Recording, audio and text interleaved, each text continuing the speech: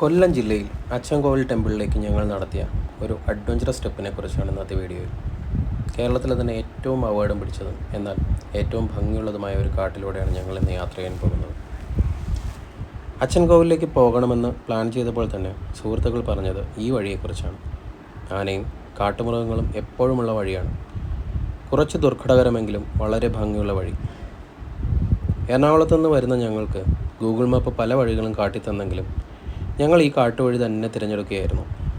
കോന്നിയിൽ നിന്ന് ഏകദേശം 7 കിലോമീറ്റർ കഴിഞ്ഞപ്പോഴാണ് ഞാവനാൾ ചെക്ക് പോസ്റ്റ് എത്തിയത്.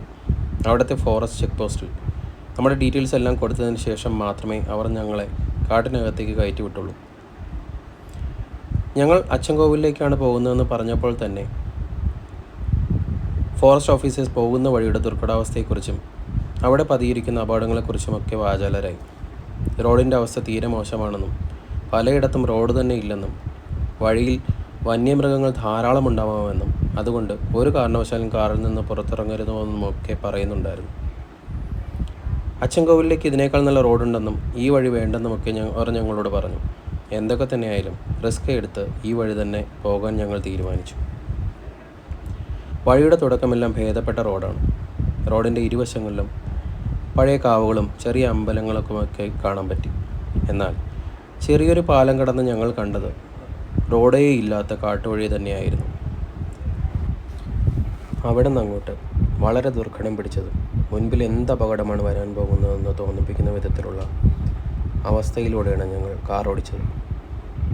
വളരെ ഇടുങ്ങിയതും ഒരു വണ്ടിക്ക് മാത്രം പോകാൻ പറ്റുന്ന വഴി. ആദ്യം തന്നെ ഞങ്ങൾ കണ്ടത് ഒരു പെരുമ്പാമ്പിനെയാണ്. കാർ നിർത്താൻ പറ്റാത്ത അവസ്ഥയായതിനാൽ നമുക്ക് അതിൻ്റെ വീഡിയോ എടുക്കാൻ സാധിച്ചില്ല. കാടിനകത്തേക്ക് പോകുന്തോറും അതിൻ്റെ വശ്യത കൂടി വന്നു. ഞങ്ങൾ വീഡിയോ എടുക്കുന്നതിലുള്ള കോൺസെൻട്രേഷൻ മാറ്റി കാടിൻ്റെ മനോഹാരിത ആസ്വദിക്കാൻ തീരുമാനിച്ചു. പോകെ വഴിയുടെ അരികത്തായി 1-2 കാട്ടുപോത്തുകളെ കണ്ടു. മയിലിനെയും പല വിധത്തിലുള്ള പക്ഷികളെയും ചിത്രശലഭങ്ങളെയും കണ്ട് കാടിൻ്റെ വശ്യമായ സംഗീതം ആസ്വദിച്ചുകൊണ്ട് മുന്നോട്ട് പോയ ഞങ്ങൾ ഞെട്ടിയത് ഒരു ഫ്രഷ് ആനപ്പിണ്ടം കണ്ടപ്പോഴാണ്. കാട്ടാന നമ്മുടെ പരിസരത്ത് എവിടെയോ ഉണ്ടെന്ന് ബോധ്യപ്പെട്ട ഞങ്ങൾ കാറിൻ്റെ വേഗത കൂട്ടി. ആനയോ ഏതെങ്കിലും വന്യമൃഗങ്ങളോ നമുക്ക് നേരെ വന്നാൽ ഒരു രീതിയിലും മാറ്റിക്കൊണ്ടുപോകാൻ പറ്റാത്ത തരത്തിലുള്ള ദുർഘടം പിടിച്ച വഴിയാണ്. ഇപ്പോഴാണ് ഈ വഴി എന്തുകൊണ്ടാണ് ഏറ്റവും ഡേഞ്ചറസ് ആയ വഴി എന്നറിയപ്പെടുന്നതെന്ന് മനസ്സിലായി. പതിയെ കുറച്ചുകൂടി ബെറ്ററായ വഴിയിലേക്ക് നമ്മൾ കടന്നു. പോകുന്ന വഴിയിൽ അച്ചൻകോവിലാർ കാണാമായിരുന്നു. അങ്ങനെ ആൾതാമസമുള്ള സ്ഥലങ്ങളിലേക്ക് ഞങ്ങൾ എത്തി. അവിടെ നിന്ന് പതിയെ അച്ചൻകോവിലേക്ക്. അച്ചൻകോവിൽ ക്ഷേത്രം പരശുരാമനാൽ സ്ഥാപിതമായ ധർമ്മശാസ്താ ക്ഷേത്രമാണിത്. പത്നി സമേതനായ ധർമ്മശാസ്താവാണ് ഇവിടുത്തെ പ്രതിഷ്ഠ. അച്ചൻകോവിൽ മലയുടെ താഴ്വാരത്താണ് ക്ഷേത്രം സ്ഥിതി ചെയ്യുന്നത്. ശബരിമലയിലേതുപോലെ അച്ചൻകോവിൽ ക്ഷേത്രത്തിലും 18 പടികളാണുള്ളത്. ക്ഷേത്ര പടിക്കെട്ടുകളുടെ ഇരുവശവുമായി മഹാഗണപതിയുടെയും ശ്രീമുരുകൻ്റെയും പ്രതിഷ്ഠകളുണ്ട്. ഗണപതി, ശ്രീകൃഷ്ണൻ, വരുണൻ, മാമ്പഴത്തറ ഭഗവതി എന്നിവരാണ് ഇവിടുത്തെ ഉപപ്രതിഷ്ഠകൾ. 4 അമ്പലത്തിനോട് ചേർന്ന് ആനന്ദൻ്റെ സ്വയംഭൂവായ പ്രതിഷ്ഠയും കാണാൻ സാധിക്കും. ക്ഷേത്രത്തിൻ്റെ പടിഞ്ഞാറ് ഭാഗത്ത് അമ്മൻകാവ് സ്ഥിതി ചെയ്യുന്നു. തൊട്ടു മുന്നിലായി നാഗപ്രതിഷ്ഠകളുമുണ്ട്. വിഷചികിത്സയ്ക്ക് പേരുകെട്ട ക്ഷേത്രമാണ് അച്ചൻകോവിൽ.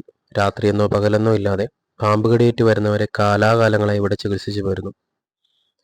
ധർമ്മശാസ്ത്ര ദർശനവും നെയ്യഭിഷേകവുമൊക്കെ കഴിഞ്ഞ് ഞങ്ങൾ ക്ഷേത്രത്തിന് സമീപത്തുള്ള കറുപ്പസ്വാമി കോവിലിലും കയറി. ഇത്രയുമൊക്കെ ആയപ്പോൾ വിശപ്പ് ഞങ്ങളെ പതിയെ അലട്ടി തുടങ്ങിയിരുന്നു. ക്ഷേത്രം കാടിനടുത്തായതുകൊണ്ട് തന്നെ കടകളും ഹോട്ടലും ഒക്കെ വളരെ കുറച്ച് മാത്രമേ ഉള്ളൂ. ഒരു ദോശയെങ്കിലും കഴിക്കാമെന്നുള്ള വ്യാമോഹത്താൽ ഞങ്ങളെത്തിയത് ശശിയേട്ടൻ്റെ ചായക്കടയിലേക്കാണ്. തലേന്ന് കറണ്ട് ഇല്ലാത്തതിനാൽ ദോശ ഉണ്ടാക്കാൻ പെട്ടിയിൽ നിറച്ച ശശിയേട്ടൻ ഞങ്ങൾക്ക് നല്ല ചൂടുള്ള പൊറോട്ടയും കടലക്കറിയും തന്നു. വിശപ്പ് കൂടുതലുണ്ടായത് കൊണ്ടാണോ എന്തോ പൊറോട്ടയ്ക്കും കടലക്കറിക്കും അപാര ടേസ്റ്റായിരുന്നു. ഫുഡൊക്കെ കഴിഞ്ഞ് ശശിയേട്ടനൊരു നന്ദി പറഞ്ഞ് കാട്ടിലൂടെ തിരികെ വീട്ടിലേക്ക്.